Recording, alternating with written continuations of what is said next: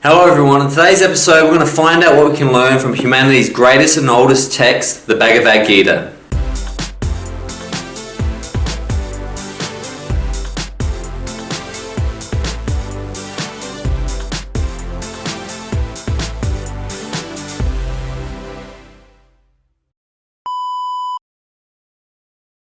Hello everyone, today I want to talk about the Bhagavad Gita, which for Indians from the subcontinent you'd know all about it, but for Westerners we haven't really been introduced to this type of literature. And there's two reasons why this book is incredible. One, because it's at least 14,000 years old. Now think about that. You know, how old's your car? Maybe 5, 6 years old. How old are you? How old is your family? How old is the country? The country I come from, Australia, is just over 200 years old. 14,000 years old.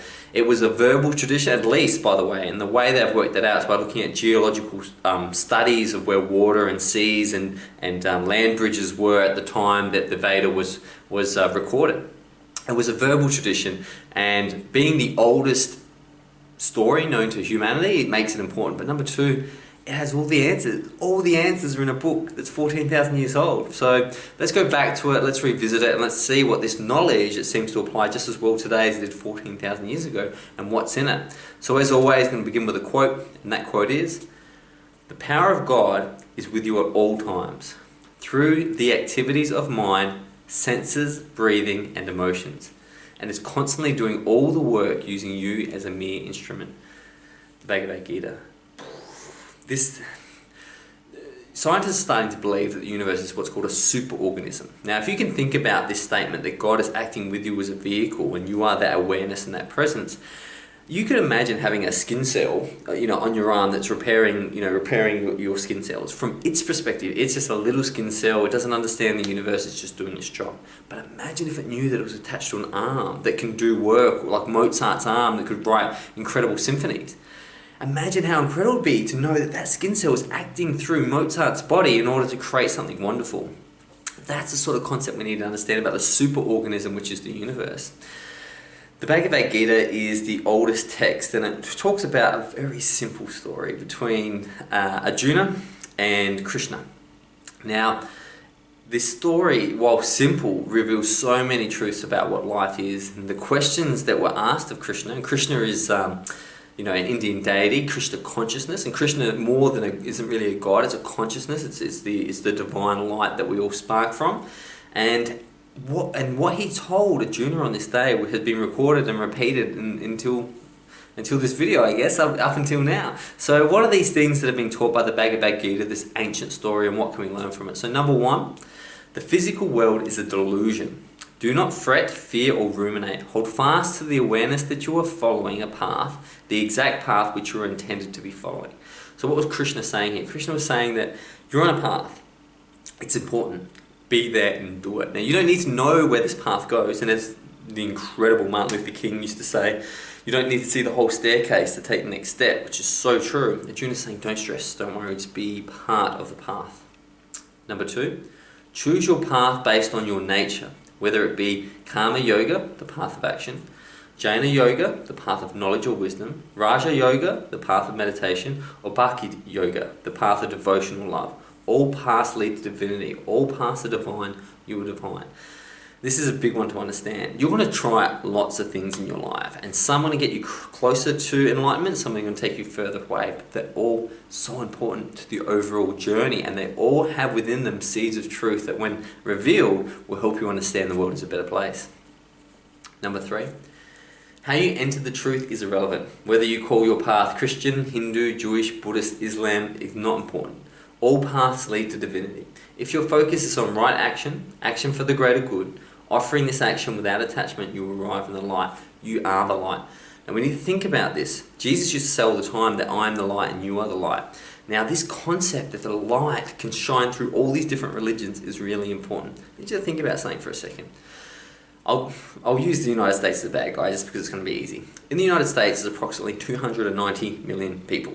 In England, at the moment, there's probably about 70 million people. So let's call it 400 million, just to round up. So 400 million people have, over the last, let's be realistic, over the last 200 years have created so many wars, and and through Christian ideology, or well, it's not even Christian ideology, it's the forcing of people to take on belief systems like missionaries and things like that, has created wars and conflicts. Now, when you look at Taoism and Hinduism, which is where the Bhagavad Gita comes from, Buddhism, there's about 3 billion people involved in those religions, and there's no wars, there's no imposing of like religious ideologies onto other people. You don't see Buddhists trying to randomly convert people in the street. So understanding that the label, the name tag you put on your personal growth, whether it's Islam, Buddhism, Hinduism, self-development, whatever logo you put, it doesn't matter. It's all part of the same journey through humanity as the divine light. So important to respect others, because if you are both divine, shouldn't you look after the gods? 4, the important lies in letting go. Just be, trust in the self. Wow. Jesus used to say this, he used to call letting go forgiveness and ask people to forgive themselves and others. Letting go is so true. The wake of the ship does not drive the ship. And your new experiences that unfold give you a chance every single moment to not only renew yourself, but choose a better path than you chose before.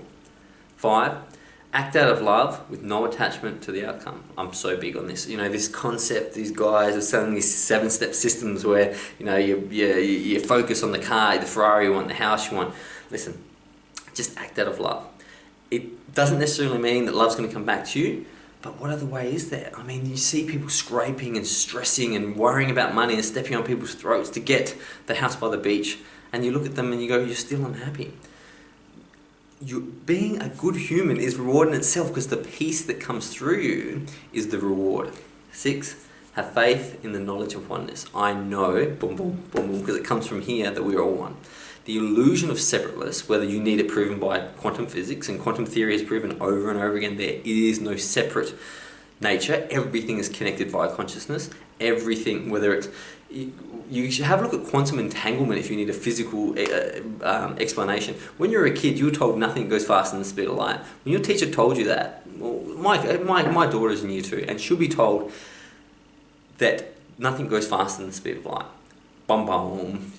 That teacher is wrong, but not only wrong, but wrong for 100 years. Quantum entanglement, if you want to research it after this video, is that all things born together are constantly forever linked. And even if you were to separate those things, separate the illusion of separating, say for example 2 atoms, if you were to spin one, immediately, trillions of miles away, the other atom will spin. Separate, so there is no separation between those two, even though it looks like to us there is. 7, simply know there is so much more, infinitely more beyond what can be seen, felt, heard by your physical senses.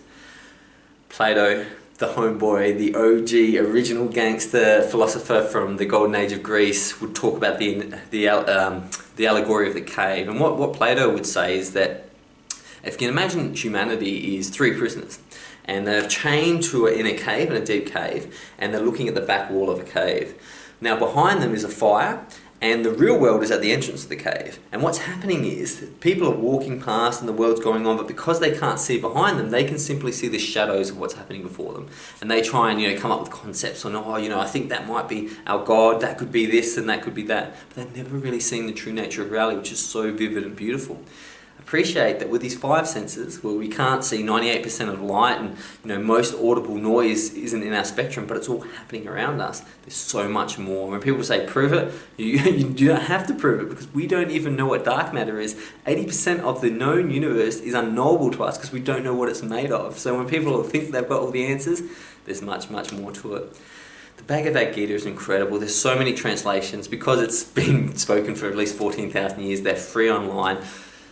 Have a read, have a look at it, and understand what it's like to be just a human, asking these questions, and what would the answers God would give. Well, the Bhagavad Gita gives us a real insight into that. Something to think about, something to look into, something to talk to your friends about. I can't wait to see you till tomorrow, but until then, goodbye.